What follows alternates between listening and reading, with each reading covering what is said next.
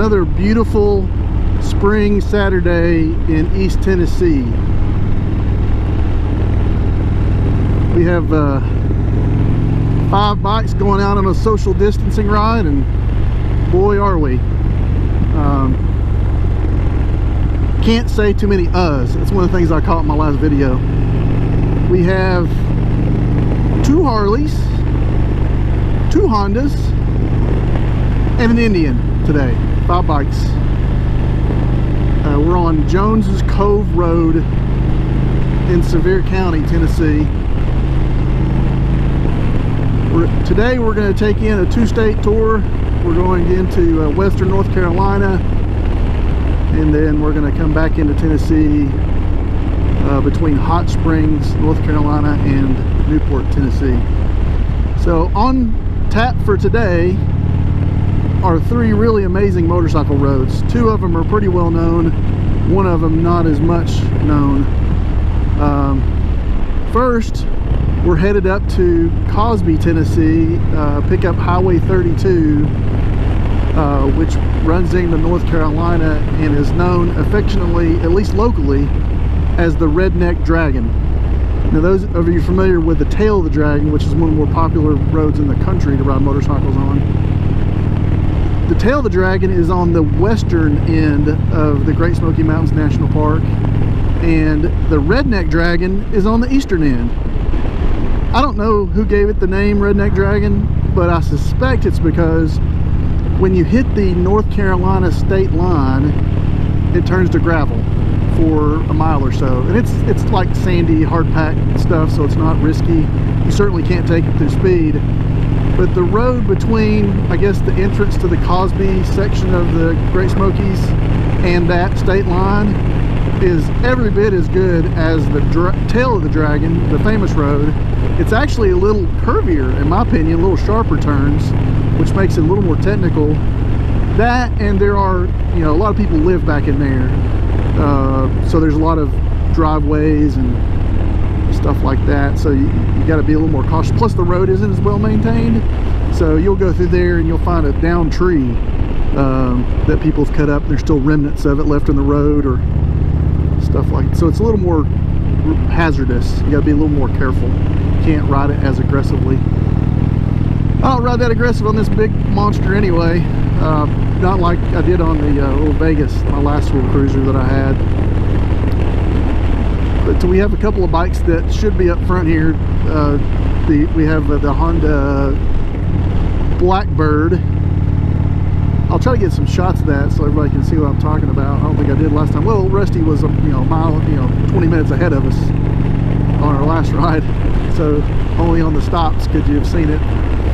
And then Steve, I said again, Steve has the Honda F6B,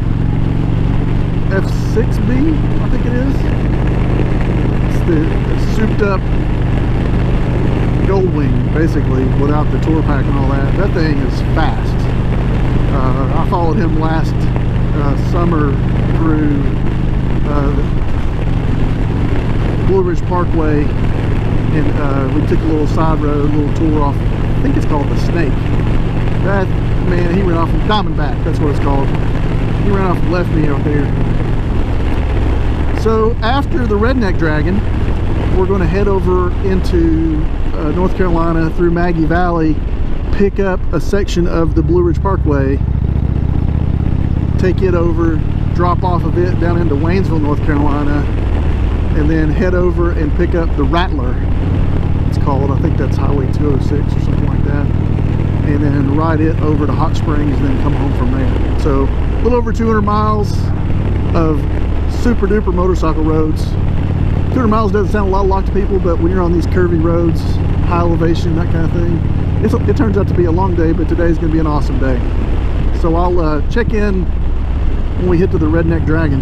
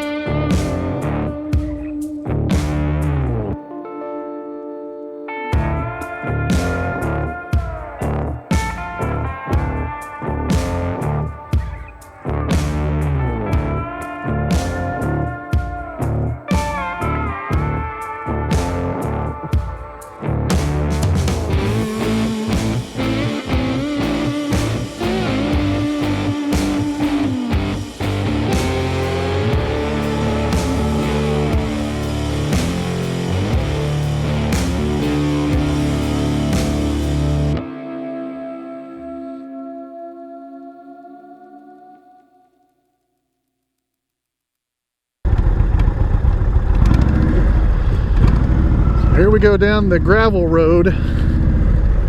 Got the two Hondas out front.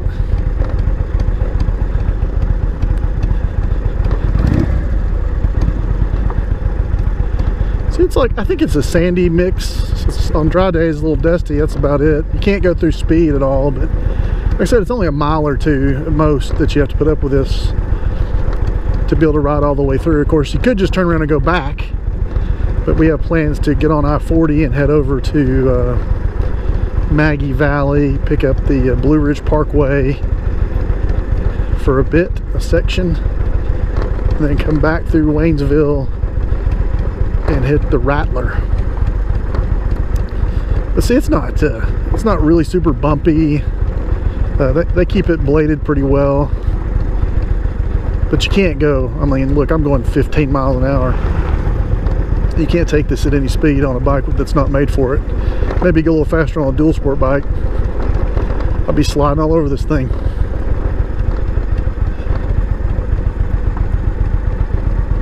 Couple of switchbacks. Hey, I can keep up with Rusty on this road. The engine can keep up with the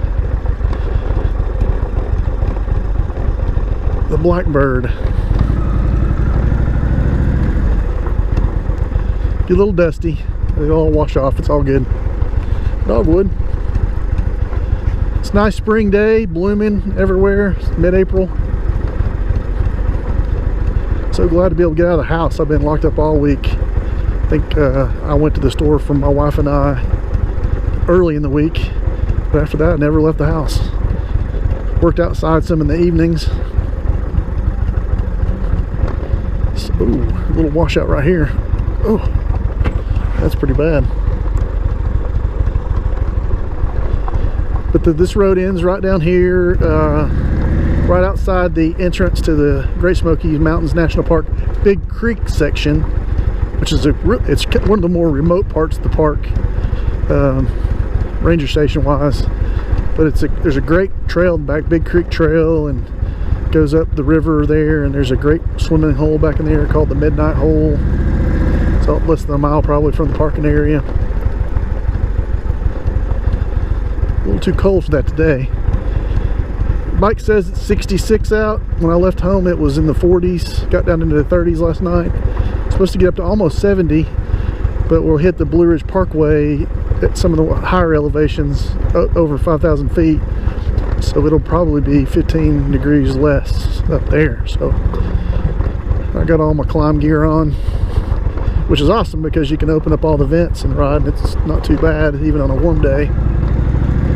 Close the vents up and it rides warm. So plus the Indian's got all the heated stuff. I got heated seats and heated grips, so quite spoiled since I got this bike over a year ago. This is the 2018 Roadmaster. It's my first big cruiser, I guess you call it. I had a little Victory Vegas before this, which was a lot, honestly, it's a lot funner to ride, but you know, it doesn't have the, it's not really set up for long rides. This thing's so comfortable. But you know, if things keep going well, I hope to add a second bike again, and thinking dual sport.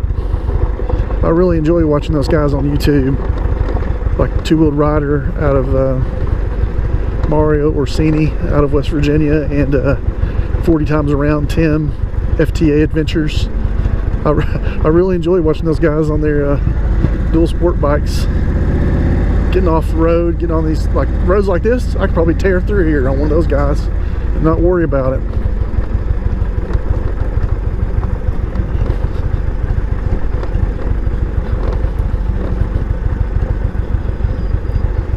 See, this is not bad at all. Just take some time. This is well worth the price of admission for the Redneck Dragon.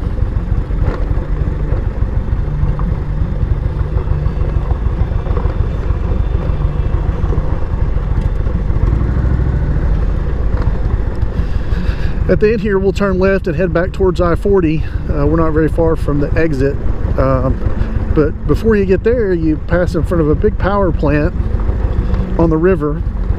And like I mentioned earlier, there's A lot of the commercial whitewater companies, which I'm sure are not operating now, it's a little too early anyway for them.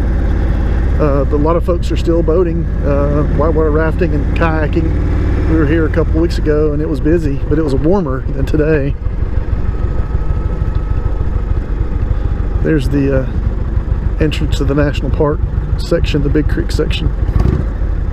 This road goes on and stays gravel. I drove it in my car and it was not friendly. Much rougher than what we just came down in many places. Very narrow, not even wide enough to pass. That heads to another section of the national park called Cataloochee.